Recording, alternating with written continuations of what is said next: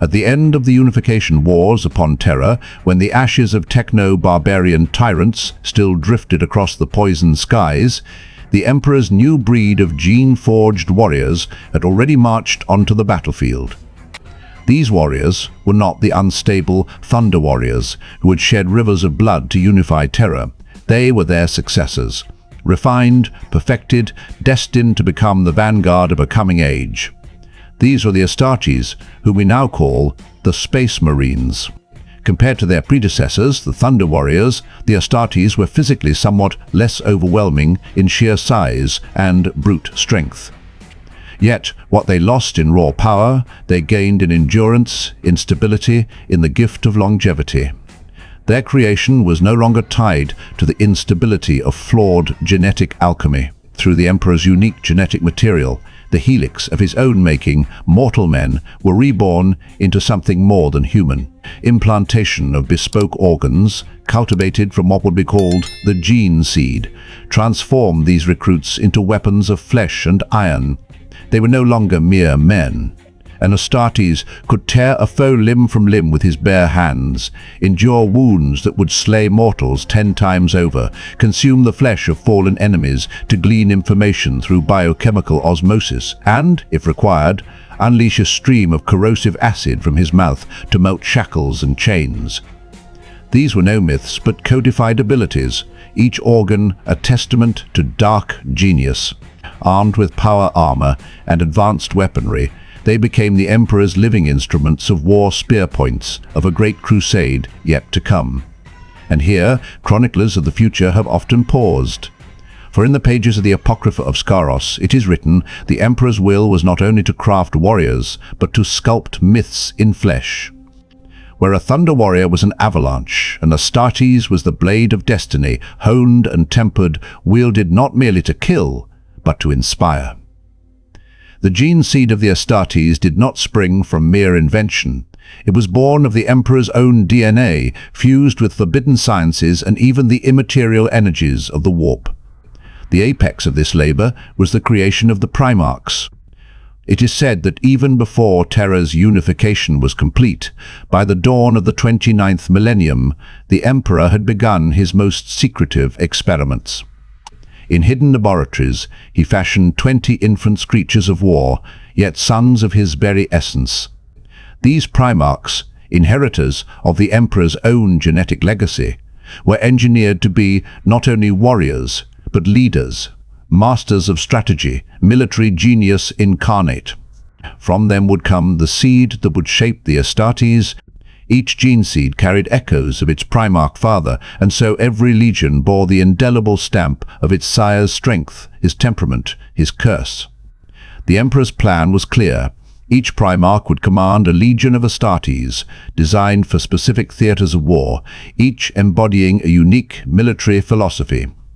20 fathers, 20 sons, 20 legions. A design so grand it rivaled the ambitions of gods.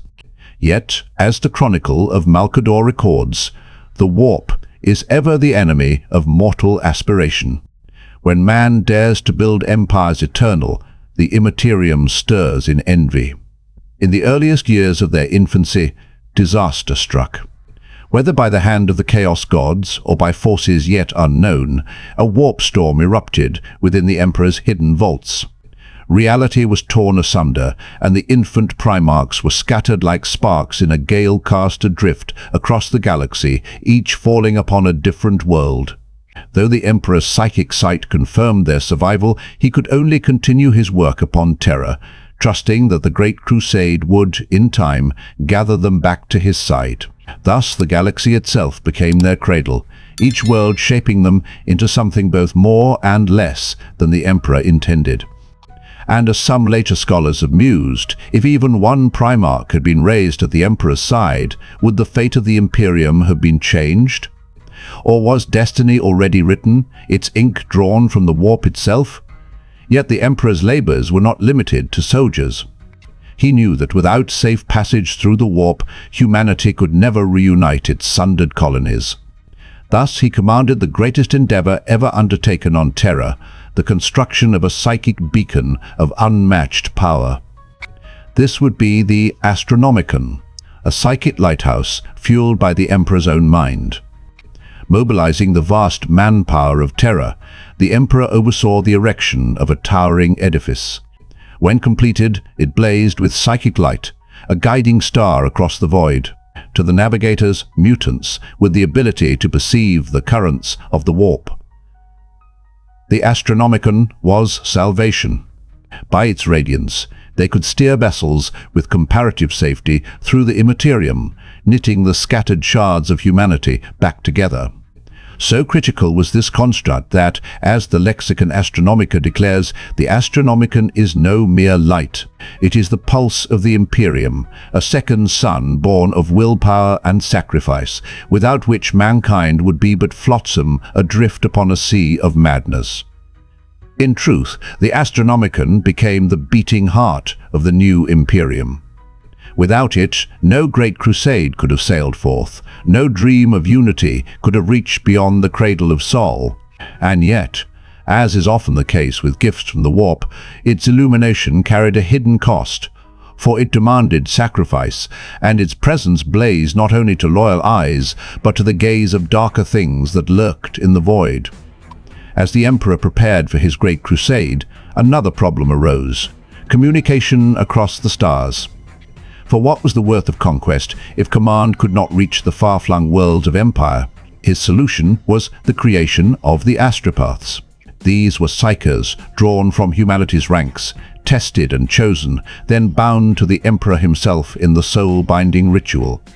Through this harrowing ordeal, the Emperor seared a fragment of his essence into their beings, shielding them from the corruption of chaos while amplifying their psychic voice. It was a process both exalting and agonizing. Many perished. Those who survived were forever altered. Most struck blind, their eyes burned by the radiance of the Emperor's psychic light. And yet, from this agony was born the Imperium's voice. These blind astropaths could project thoughts across the galaxy, weaving the threads of empire into a coherent whole. It was said of them in the canticles of the silent choir, "They are deafened to the world, that is, so that they may hear the voices that lie beyond." Still, this reliance upon psychers was a paradox, for the Emperor despised the warp's dangers and sought to minimize its taint. Yet necessity bent even his will. Thus the Imperium itself was founded on contradiction, a state that loathed sorcery but could not exist without it. The rise of the Emperor was not a tale written in gold, but in blood, sacrifice, and an unyielding vision for humanity's survival. On Terra, amidst the ashes of old night, he gathered not only armies but ideals, principles forged in the fires of countless wars. His dream was clear: a unified species, no longer shackled by superstition, no longer divided by kings and false gods. Yet unity was never a gift. It was wrenched from the jaws of chaos. Every warlord crushed, every city-state brought to heel, became another brick in the foundation of the Imperium. And at the heart of it all, the Emperor stood as both savior and tyrant, his brilliance undeniable, his methods merciless. His vision demanded nothing less than absolute obedience, for only through that obedience could humanity endure.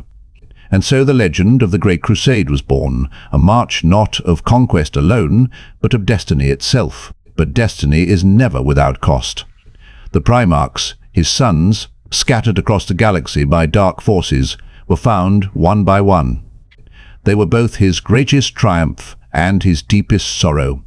To each, he gave command of legions that bore his own gene-forged essence. They became generals, rulers, and symbols of the Emperor's will, shining paragons for mankind to follow. Yet within their veins flowed both his brilliance and his flaws, magnified across the stars. For even demigods are not immune to pride, doubt, and betrayal, and in that truth lay the seeds of the Imperium's greatest tragedy. The galaxy trembled beneath the advance of the Imperium. Worlds bent the knee, alien races were purged, and the dream of unification spread like wildfire across the stars. For a moment, brief, fragile, it seemed that nothing could halt humanity's march toward dominion. Yet in the shadows the warp whispered.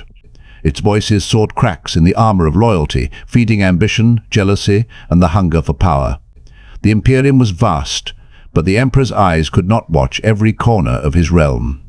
And so corruption seeped, slow and silent, into the hearts of those who would soon tear the dream apart. Horus, his favored son, the War Master, more beloved than any, more trusted than all.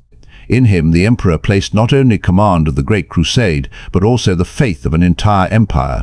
And Horus, radiant with charisma and strength, seemed unshakable, the very image of loyalty. But even the brightest star cast shadows, and it was in those shadows that chaos found its most perfect weapon. The betrayal to come would not simply shatter armies, it would fracture the very soul of mankind. The horusheresy was not merely a rebellion, it was the sundering of a dream, the bloodletting of gods upon the anvil of destiny. Brother turned against brother, son against father. Where once the Primarchs marched as one, now the galaxy became their grave. Horus, corrupted by the whispers of chaos, rose not as heir, but as usurper, and half the legions followed him into damnation. The siege of Terra was the crucible of humanity. The Emperor, once the distant figure of myth, now stood upon the walls of his own palace, blade in hand, ready to bleed for the species he sought to save. Thunder echoed, bolters roared, and the earth itself seemed to shake with the fury of gods at war. And in the final clash upon the deck of Horus's flagship, father and son met, not as ruler and servant, but as destiny and defiance incarnate.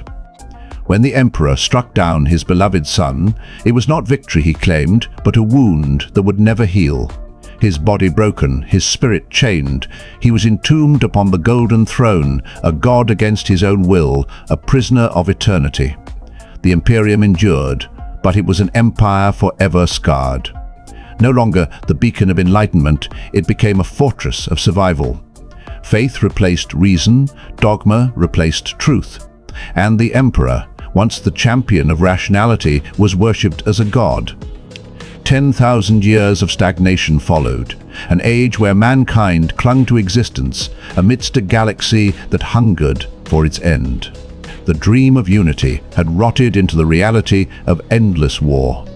For beyond the walls of the Imperium, threats multiplied. The green tide of orks, ever hungry for battle, crashed endlessly against the borders. The dark eldar stalked from the shadows, feasting on souls. The necrons stirred in their tombs, ancient and merciless, awakening to reclaim a galaxy they once ruled. And above all, the warp churned. Chaos unending, its daemons clawing at the veil, ever seeking to finish the work. Horus began. Yet even that was not the end. From the void came a hunger unlike any other.